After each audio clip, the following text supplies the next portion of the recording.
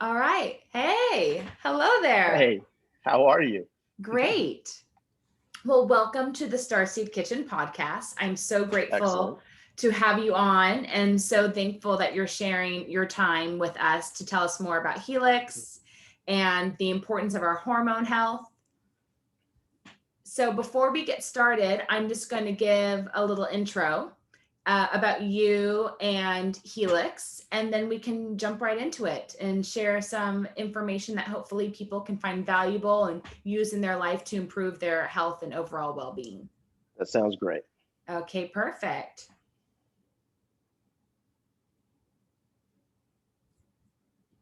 So, Miguel Grizz Ali is the owner of Helix Mobile Wellness and Research.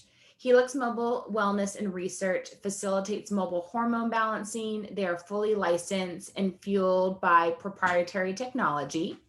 And full disclosure, I have had the pleasure of being the personal chef for Ali and his family for the past few years. And because he's so passionate about health and wellness, it's been a real pleasure getting to support him through food because I get to learn along the way as well. And working with Ali has helped me reincorporate raw dairy into my life, which has sent my energy levels through the roof. Oh, that's Uh, awesome. it's been so awesome bringing it back into my life. I never had a problem with dairy. I just had a problem Wow. with a lot of what happens in the American dairy process.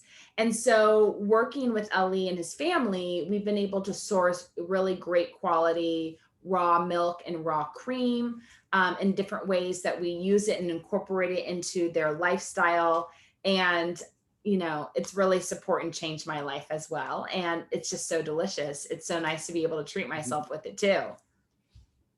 That's wonderful. I'm just happy to hear that. You, as the listening audience will find out, you're basically my private chef. I'm very lucky to have you. I'm much more productive as a result of your food. Thank So I'm you. just happy I could contribute something good to your diet. Thank you. Absolutely. Well, I'm excited to get into it. And I'm excited to learn more about Helix and what you do and how you guys support people with their health and their balance in their body. And I know a lot of other people have been really interested in learning more about their testosterone levels or their estrogen levels. So I kind of just want to jump right into it if you're okay with that Let's and do it. hear from you. Like, what is Helix Mobile Wellness and Research? Well, what I should say, first of all, I'm the owner of Helix Mobile Wellness and Research. I'm not a doctor. I'm not a doctor. I want to make that clear. So whatever I say is really perspective of a layman from what I see in the company and what I hear when I interface with our prescribing practitioners. And I just want to make it clear because Helix, we own a blood laboratory. We're a software company. We're also a concierge service. And we work with practitioners. We hire companies that provide the practitioners. And then what we do is we set up this ecosystem where they communicate. They all talk about hormones. We do our best to referee it, facilitate it. If there's a substance that they want to procure, we go and negotiate for it. Um, and then they really make the decisions, and then I hear the feedback. So I don't hire doctors. We contract with them, and I'm not a doctor myself. So whatever you're hearing from me is all layman. Yes. I'm referring to what I hear from our prescribing practitioners. And Helix, the concept for it, like I said, we are a technology company, and the way we use technology, hormone therapy is really tough because you're trying to unite four different parties all at once: the patient, the prescribing doctor or practitioner, the pharmacy giving the substances, and the blood laboratory, because you want to follow up on what the patient's hormone levels are. So you can constantly change or adjust the doses of the medications if you need. The concept behind Helix was I architected software that brought all four of these parties into one platform, represented by mobile apps as well as a desktop dashboard. And then I put a concierge team in place. With hormone therapy, the patient is usually his or her own advocate. Mm-hmm. And when I say advocate, the patient's the one calling the pharmacy, going to LabCorp or Quest, tracking down the doctor. In our case, our concierge system is your advocate. So we're the ones who are coordinating your appointment with the doctor, sending a mobile phlebotomist to you to draw your blood, contacting the pharmacy, making sure that they get your medications out. So you're basically utilizing our software, makes us more efficient, and our software unites all these parties into one platform. And then we as Helix, our concierge team, can be your advocate and get your hormone therapy done efficiently and at what I would say is an accessible cost. So yes, so I architected that software. We own our own blood laboratory, and then we work with pharmacies that we think are compounding quality substances and quality compounds. And then obviously work with practitioners. And then we bring everyone in, we unite them all on one platform. And I'd like to think we make hormone care more efficient than any other institution. And I think the array of substances and formulas our practitioners provide based on your symptoms, based on your levels, I think we're second to none. I think we offer wonderful compounds, and I would say the mass majority of patients who come to us for help find the relief that they're looking for and new energy. So I'm very proud of it, and we have a great company. I'm very humbled by it. We have great patients. We have great employees. I love my life. I'm just very humbled by it, and we do the best we can. Well, I love how you set up this process for the patient, because stress plays such a role in the flux and change of our hormones. And I have gone through the process before with working with doctors, whether in LA or New York, and being put on hormones. And it's an exhausting and stressful process, especially working with the compound pharmacies that are really creating something uniquely for you. And then timing your refills, it becomes extremely stressful. So I think it's pretty amazing what you did. I wish I would have had access to that many years ago. So the people that are taking advantage of your service, they're really gaining something extremely valuable, and that's less stress. I appreciate that. No, and it's hard because you're trying to coordinate, okay, I got to go get my blood tested now. Now I got to talk to my doctor about my blood results. Now I got to go put my prescription in. And what I did was I wanted to create a system that just unites all of that on one platform. And it's not cheap. It's not cheap. Memberships, subscriptions for our company, they're not cheap. But in terms of the convenience and in terms of saving time and getting good hormone therapy to yourself, we run a great company. So how often when someone is working with you guys to improve their hormone health, how often do they have to get their blood tested? How often do they have to get their levels tested? Most of our practitioners want to see patients get tested at minimum twice a year. Okay. That's most of our practitioners. Some of the practitioners who come into your patient care might ask for more. Yeah, I was expecting quarterly. We offer quarterly to all patients. Yeah. So if a patient wants to get his or her levels checked every quarter, we offer that. It's built in, they can do it. There's some practitioners who are a little more easygoing and feel like after the patient's been on the system, maybe for 6 months to 9 months, okay, twice a year is plenty. Then that patient can switch to twice a year. But every patient who joins is offered quarterly testing. And then it's up to the practitioner on the frequency that they feel comfortable with in terms of testing. So of all the avenues where you could have applied your technology and concept, why did you choose the hormone health focus? You know, it's because I started hormones. It's funny, everyone in my family dies of heart disease and diabetes. So everyone in my family gets overweight, kind of starting in their 30s. Even my grandparents had to walk with some support, not because of an autoimmune disorder, not because of Parkinson's or MS. It was literally because of too much weight. So I've always been, and the genetics don't favor me. I think there's kind of two schools of thought. One is, let's be sympathetic to people with weight issues. One is, they're lazy. I'm kind of in between. I think it takes discipline to maintain good weight. I do think there's a large crowd of people where the genetics are just against you. Mhm. And it could be related to hormones, because hormones disrupt at a certain age. It's different for everyone. Some people are very lucky, their hormones don't disrupt, it seems like, until their 50s. Then there's other people it disrupts far earlier, and then an innumerable amount of things come on, potentially weight gain. And then it's not that having discipline is critical. Having discipline, working out, eating right is critical. But if your genetics are still against you and your metabolic functions are against you, it's just very tough. Yeah. Um, I was put on a statin at age 29, and it was just terrible. It was Yeah. just, I really am upset that I was on it for about 2.5 years, 2 to 3 years. I'm really upset that I was on it for so long, because it literally changed who I am. I became a very agitated, reclusive individual, not happy. So it literally changed my mood. Yeah. I wouldn't say the first year, but getting into the second, third year, it literally changed my mood. I started having erectile dysfunction. Um, I just wasn't myself, and I hadn't even had a heart attack. I was Yeah. a robust, masculine, late 20-year-old male, and the reason I did it.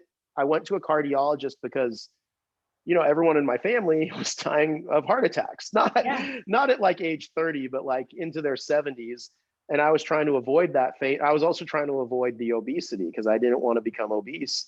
So I thought that what I would say is the current healthcare industrial complex would provide me the fountain of youth, the elixir I was looking for. That statin just destroyed me, just Yeah. destroyed me. And my wife, Jenny, her brother Spiro is in hormones. So just kind of long story short, I went into a rehab program, not for hard drugs, but for other matters. And in that rehab program, it wasn't 12 step. There was a lot of psychological therapy. And one of the things I decided is I just said, this statin is just garbage. I'm going to stop taking it. Um, Nonetheless, now I was worried about my cholesterol. Am I going to have a heart attack now that I'm I not on a know statin? that And story. it was Jenny's brother who intervened and said, let's check your hormone levels, because what probably happens in your family is your hormone levels drop off and disrupt, and then the obesity comes on, and then that would explain the heart issues. Um, so Spiro had my hormone levels checked, which was very kind of him, with a practitioner that he knows. I had more estrogen than testosterone. It was Yeah. terrible. And that I happens a lot. It does. It does. I had such high estrogen. I had such low testosterone. Um, so I went on testosterone therapy, and I would say it was very rudimentary. It was very, um, the testosterone therapies we have today are just much more, in my opinion, regimented, more carefully implemented for long-term benefit. This was just very rudimentary, just one shot of testosterone every week. That was it. And it was so beneficial. It was so Really? wonderful. Yes, it was so wonderful. Fat started to burn off my body. I started gaining muscle again. The biggest thing that I was really fascinated by, because we see testosterone, we think football players, we think bodybuilding. I'm going to have big muscles. I can carry a box and throw it everywhere. But the biggest one was my motivation. All this motivation came back, this ambition and this motivation and this intensity to want to succeed. It had gone. Yeah. It was gone. And now all this motivation, and I could think more clearly. And I thought that was really interesting, because it's like ex-football players who usually hawk testosterone. It's not like Stephen Hawking or Steve Jobs being like, this will make you think better. But it made me think better. I Yeah. could literally think I had more energy for intellectual exercises. Um, so I was very lucky, because we were temporarily living in Las Vegas, and Spiro introduced me to a Vegas doctor there. Then we moved back here to California with my new wife Jenny, with our new son, newly together. Well, what I mean, all three of us newly together. Seneca was like 6 months old, I think. Oh. And I couldn't find a testosterone doctor in LA because they were Oh, all, odd. well, I could, but they were all snake oil. Yeah. They were all super snake oil. They all had pricing that was outrageously expensive, or they would have pricing that seemed low, and then you joined, and then all of a sudden it was a lot higher than expected. They were unsavory. They were the kind of practitioners, you know, you'd shake their hand, you felt like you want to wash it right away, and you just didn't get this sense that they cared about you. Um, and in college, I was an Apple student developer. So I told Jenny, I just said, you know, there's someone's really missing a big business opportunity here, because they could code a mobile app and a platform that unites all these parties that makes hormone therapy so difficult. The blood lab, the Mm-hmm. pharmacy, the doctor, the patient. If someone could just get them all online on one platform, you know, you could have far more predictable pricing that's hopefully accessible with efficient service and transparency. And then Jenny said, well, why don't you do it? It just didn't occur to me. And then I said, I was a little shocked at that challenge. And then I said, you know what, let's do it.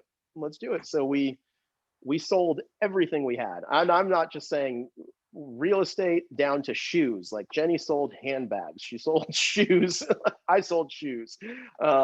We opened 7 different credit cards, and we went all in. And I'm very lucky. We're in 14 markets now. We're about to be in 15. But that's what engaged me on hormone therapy and why I focused on it.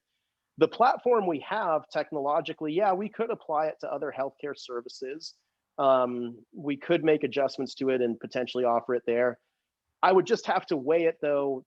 With Helix, we don't take insurance, so it's out of pocket Mm-hmm. pay. People can use their HSA and FSA, but we don't take insurance. Most other healthcare services in this country run largely on insurance. So it would be a question of, do I want to reformat this system so that it can take insurance and apply it to something else? Right now, though, that's not where we're headed. Helix is looking more into biotechnology. So we're looking into Yeah. Pharmaceuticals.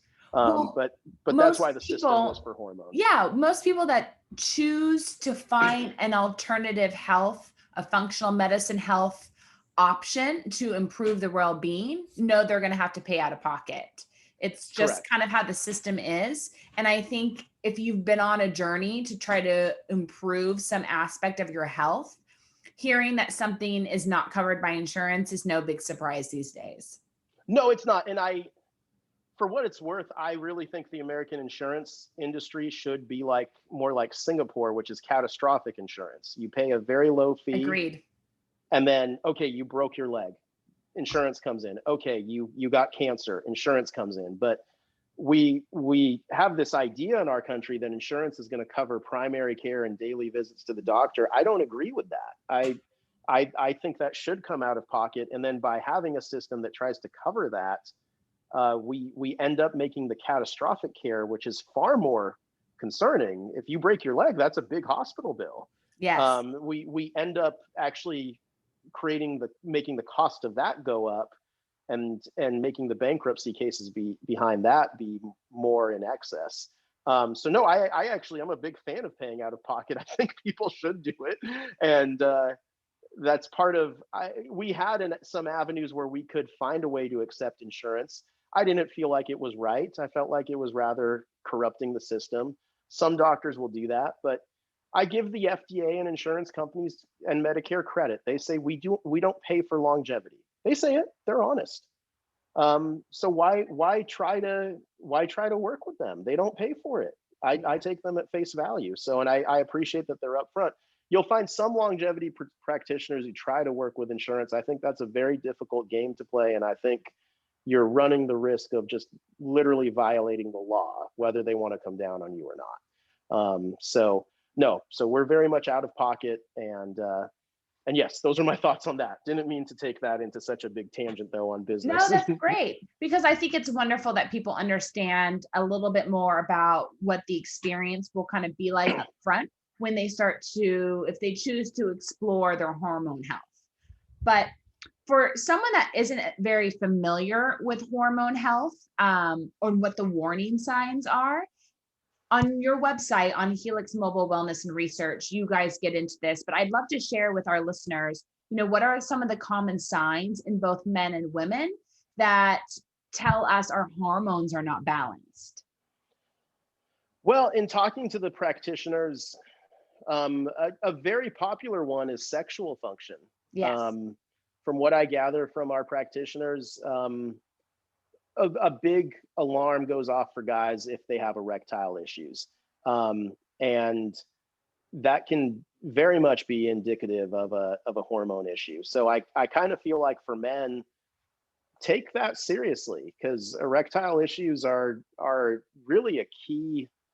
They are a window into your health. It could be a capillary issue. It could be a blood flow issue. It could be diabetes. It could be hormones. It's interesting. I'm going to do a TMI here, but I just had PRP shots into my penis. Yeah. I am so impressed with the results. It's called a P shot. It's literally called a P shot. They take your blood out, they spin it into platelets, and then when you inject platelets back in, it forces growth factor and stem cells to come to that area and repair it. I'm 41 years old. I clearly had some kind of like muscle tear or like degraded tissue in my penis. And I told the doctor, I was like, this is incredible, because previous to that, I was using Viagra and Cialis. And let me just say, Viagra and Cialis are like so much fun. Like, it's like going to the state fair and riding the tilt-a-whirl. It's like great.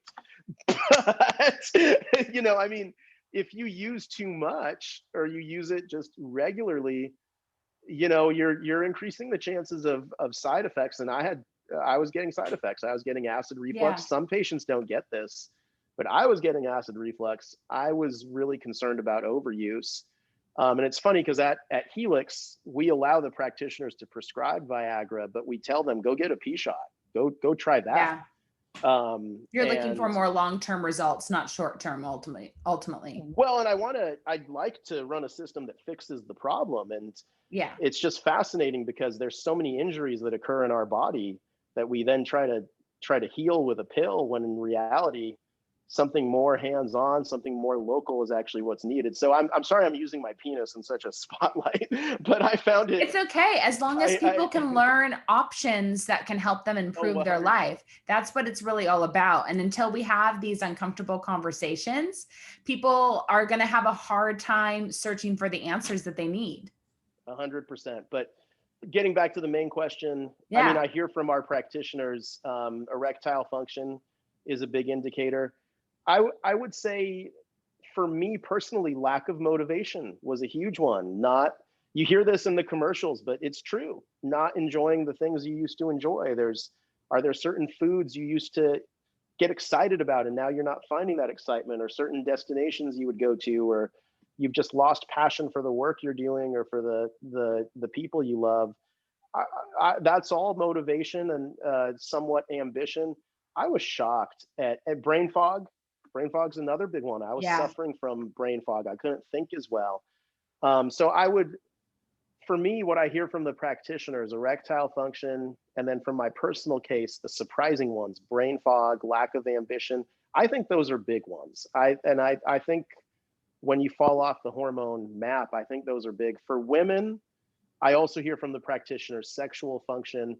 Again, I don't mean to go TMI, but in terms of, I will just say the amount of moisture when arousal happens. Yeah, that makes sense. What I've heard is if there's dryness, that's a big indicator. The other one for women, we've really, in consult with our practitioners, when someone joins the Helix subscription, we are very aggressive about sleep medication in a holistic way. Melatonin, previously tryptophan, if we can bring that back, I'd love to. But we really try to help holistic sleep. For some reason, women don't sleep. I don't know why. Women like literally hit age 35 and then stop sleeping. For a lot of women, it's because I'm an exception to the rule. Okay. I sleep very well. That's great. That's great. I do think maybe it's mostly for women who are having kids. And not just the physical process of becoming a mother, just raising kids. This could apply to women who are responsible for a family and didn't even bear the kids. but I think moms don't get enough sleep, and I don't think we talk about it enough, how damaging it is for women and mothers who don't get sleep. Now, what happens with a lack of sleep, my understanding is there's a certain date, and this is, I can't prove this. This is just based on things I've read and my own experiences. So I can't prove what I'm about to say. But I do think everybody kind of has a date that they're going to fall off the hormone cliff. And it's interesting because it's not a process that takes like years. I've multiple amounts of my friends, men and women, have been like, you know, one day I just woke up and felt like garbage and it didn't go away. So I do feel like, because, and then the thing is, if you look at the hormone system, the organs, the thyroid, the adrenals, testosterone, your pituitary, one of those is eventually going to get weak. Maybe your hypothalamus, maybe your pituitary, maybe your thyroid. At some point, one of those is going to get weak. One of those is going to stop running before the others. Now, this is a theory. I can't prove this. This has not been proven. But what it seems like is that when one of those goes offline or gets super weak, the other organs go into overdrive to compensate. That's a theory. And as they go into overdrive, now they're actually bringing themselves to fatigue even quicker as well. So just one hormone organ or process going offline, now the rest of the system goes into overdrive. And when that system exhausts, now you fall off the cliff. And I think we've looked at men's testosterone levels. This is a fact. This is a fact. Testosterone levels years ago used to be stable going into men's 50s. Now they're dropping in their 30s. I don't know. There's plenty of reasons of why that could be happening, but Yeah, clearly people are hitting this hormone wall sooner. The way that relates to sleep, I would argue, again, I don't have this proven, but good sleep, in my opinion, again, I can't prove it, but in my opinion, good sleep delays when you fall off that cliff. If you're not getting good sleep, you're inviting that cliff dive to come sooner, in my opinion. I agree. Because there's so many environmental issues we can't control right now that are affecting our hormone health and our overall health. So what we can control, we really need to make sure that we give our attention to. And I agree. The moment you start noticing that you aren't sleeping well every night, you need to get on it. You can't put it off. Well, at least do something. And even just self-checking. It's funny because obesity really hurts a body. Obesity really hurts a body bad. And I feel bad saying that because it's tough. I'm very sympathetic. It's tough when you have obesity and you're trying to lose weight. But generally, research is showing that hormone cliff, obesity makes hormone function more difficult. It makes the metabolic functions more difficult. So if you're thinking of life as, okay, I'm trying to avoid this hormone cliff before I have to take supplements or before I have to get on hormone therapy, because you don't want to do it too early. That's the thing. And that's what I'll also tell the listeners, like, delay it as long as you can.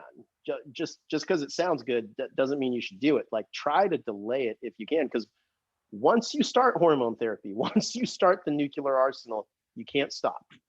It's not one of these things where it's like, okay, I'm 40 years old, I'll just stimulate my body and I'll be good to go. No. Once you go down the hormone therapy rabbit hole, you can't really come back. Now you can stop it. You can stop, but you're putting your body in a pretty difficult position because your body has gotten used to all these nutrients being populated in the body. Now suddenly they're not there anymore. You might actually end up feeling worse than you were before you started the therapy. So that's why I'm a big fan of, like, do the regular things right. You know, if you're obese, try to work out. You don't even have to work out a ton. Try to just swim. Try to just do some yoga. Try to do it 3 times a week. Try to eat right. Do your best to eat right. Do your best to eat organic. The big thing about cooking, it's the thing that really kills people, in my opinion. Again, I don't have proof, but it's the cooking oils. You know, you walk into some people's kitchens and it's all like canola oil or corn oil, and it's like, you are poisoning yourself by consuming this. Like, spend the extra money, it's worth it, and buy avocado oil or buy olive oil or just cook in butter. But don't eat margarine. Don't don't consume corn oil or canola oil. This is just, That's the biggest one, in my opinion, is the cooking oils and what we drink, what soft drinks, what comes in a can. Those are such huge disruptors, in my opinion, to your longevity. So if you just drink water and cook with butter or avocado oil, you're already gonna lose so much weight. You're gonna feel so much better. And then you sleep right, you get enough sleep. Sleeping has become so underrated, and it's really not hard. But if you just make time to get enough sleep, now you're eating right, now you exercise a few times a day, not a few times a day, a few times a week, just try it. Just try it. Then if that's still not enough, then bring in the nuclear arsenal. Then say, okay, let's go with hormones. Now, granted, some people are just almost like anemic to eating right and anemic to like sleeping right. And then in those cases, okay, if you're past age, I would say 37 maybe, then okay, entertain something more substantial, then entertain therapy. But if you can try to hold it off, try to hold it off and try to eat right, try to exercise, try to sleep right. And at minimum, scrutinize what you're cooking your food in. What oil Yeah. are you using? What's your main drink you're consuming every day? Are those healthy things? Are those things that are replenishing you, or are they actually depleting you? And that'll be a big insight into your care. But Yeah, I hope that answered the question you had. Yeah, I would say it's twofold with the cooking oil. So the cooking oil is obviously extremely important. So you need to use coconut oil, avocado oil, extra virgin olive oil, butter, organic butter, or ghee. But it's also the cooking equipment that is adding Yeah, chemicals that's to your true. body that is disrupting your hormones and everything else. Because something from that pan will come off, even if you can't see it, at a microscopic level and go into your food. So making sure that you aren't using Teflon pans or nonstick pans that are 5 years old. If you're going to go the nonstick route, they have a 1 year lifespan if you're using them at least once a week at a high heat. So keeping that in mind, making sure that you're using the stainless steel, the cast iron, the non-toxic ceramic, with the quality oils and fats, that alone will really help you. It's funny too, because food cooked in cast iron, Whitney, you get to, so here, I'm going to show hold on. Yeah. Ali has great cast iron skillets and lots of them. So this is, hold on. So most men, when they open a company and they make money, they buy cars. Here's my cars. I don't buy cars. I buy pans. There's some salt in it, but this is my Finex cast iron pan. Yes. It's got a lid. Yes. It's heavy, but I love cooking in this pan. These are all my other pans. You can see there's salt in them. I take care of my pans the way most men take care of their sports cars. I wash my pans. Now the tough part with cast iron is that it can get rust. So what you want to do, you want to just go to Whole Foods. You want to buy their like cheapo sea salts, but buy the sea salts. The coarse sea salt.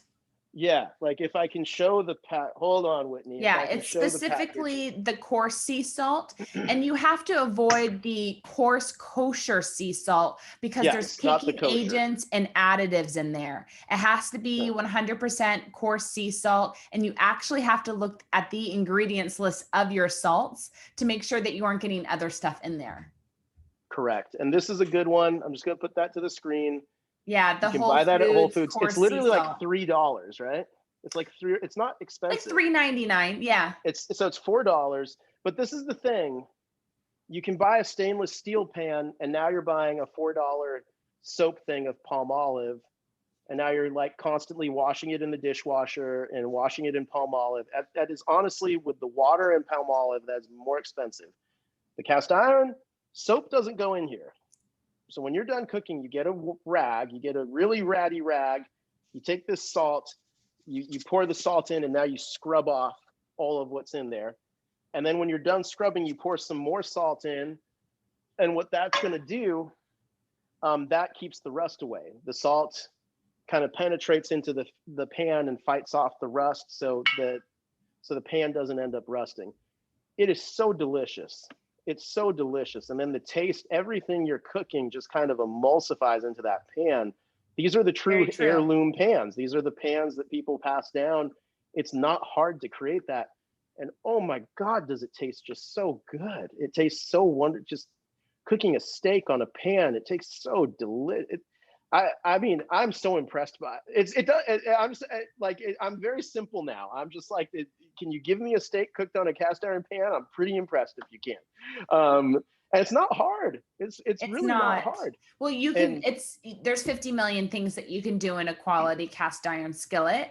And it's really true. The older it is, the better flavor that it procures into the meal.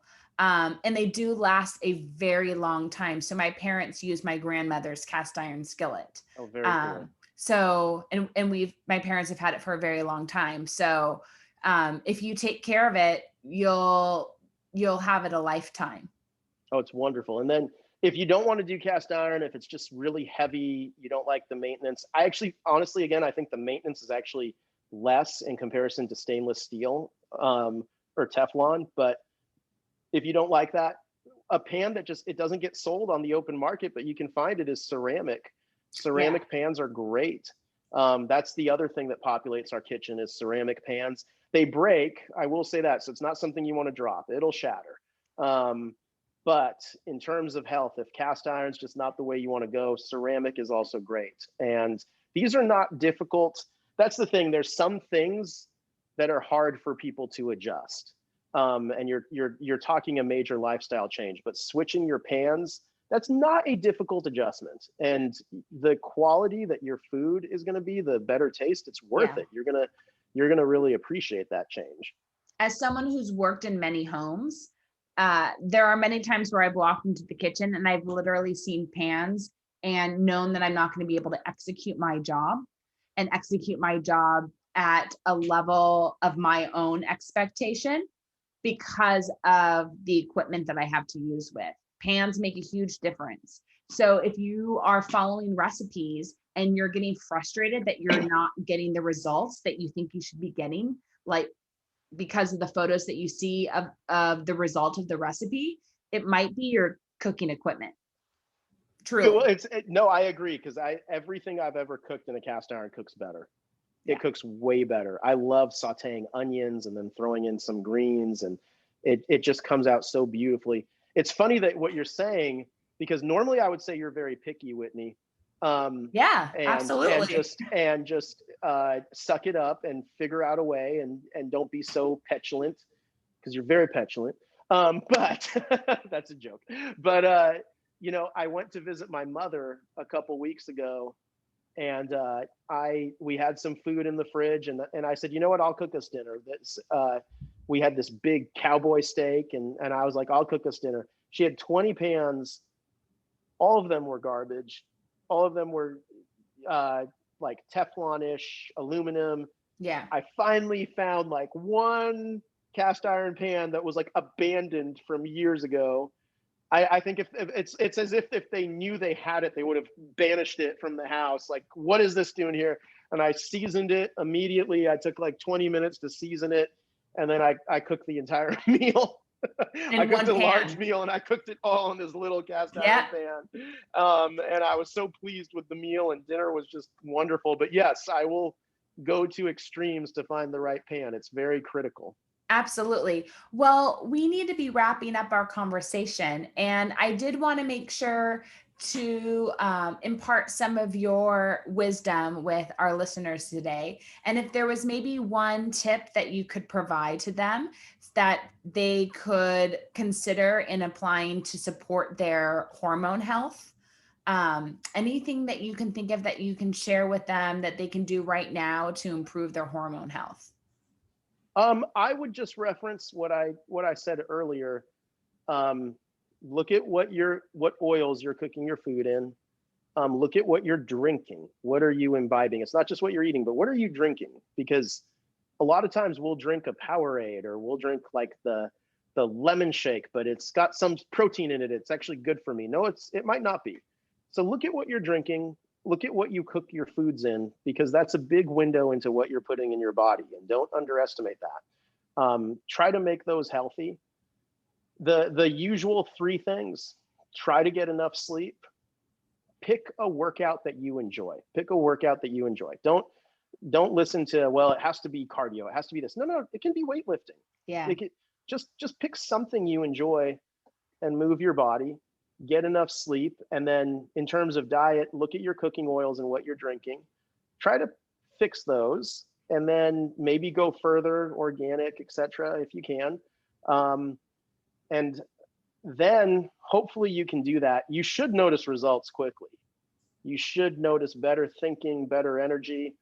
And then if that's not doing it for you, then I would say, okay, look into therapy, look into the nuclear arsenal, and get more proactive, because maybe your body's gone down a cliff where it needs even more help. So don't abandon those good habits you're cultivating, but now go get good therapy, hormone therapy. And generally, we see a lot of people come in at around age 38. So kind of the window between age 38, age 45 is this sweet spot where people decide that they'll get proactive and get care. There's some people who accept it though. There's some people who say, okay, this is aging. It is what it is. I'm cool with it. But I would say try to fight that. Try to incorporate those healthy habits. And if that's not enough, then go consider pharmaceutical care. Well, where can more people learn about Helix? Where do you suggest they go? So our website is Helix MWR. M as in Mary, W as in Wisconsin, R as in Rhode Island, helixmwr.com. And that has all the how it works and the packages we offer. We do also offer transgendered hormone care. We're the first commercial institution to offer that nationwide. So I'm proud of that. If someone's a different gender, this is a free country. I'm proud we offer that. But most of our programs are for people who are happy with their gender. And but I'm proud we offer that. And then we try to make it very accessible. And there's qualifications. Not everybody qualifies for care. It's based on age. It's based on symptoms. Based on what your practitioner says. But yes, you can check us out there, and I hope it's a good resource for everyone. Well, thank you so much for your time, Ali. I'm so grateful. This was really, helpful and informative and fun to chat with you about this, since most of the time we don't get to have long conversations like this because you're working so hard, and so am I in your kitchen. I agree. It's always great to see you. And I love Starseed. I love the company you're building. I'm so proud of you. And to your listeners, I hope I've given you guys good insight. You've got a wonderful lady that you're following, and she's excellent with her research. She's enterprising. And I always love hearing Chef Whitney's insights. So thank you. Your listeners, you guys have made a great choice on someone you follow. Thank you. I appreciate it, Ellie. Well, thank you so much. And anytime you want to talk health and wellness and hormones, please come back and let's do it again. I will. That'll be great. All right. Thank you. Goodbye.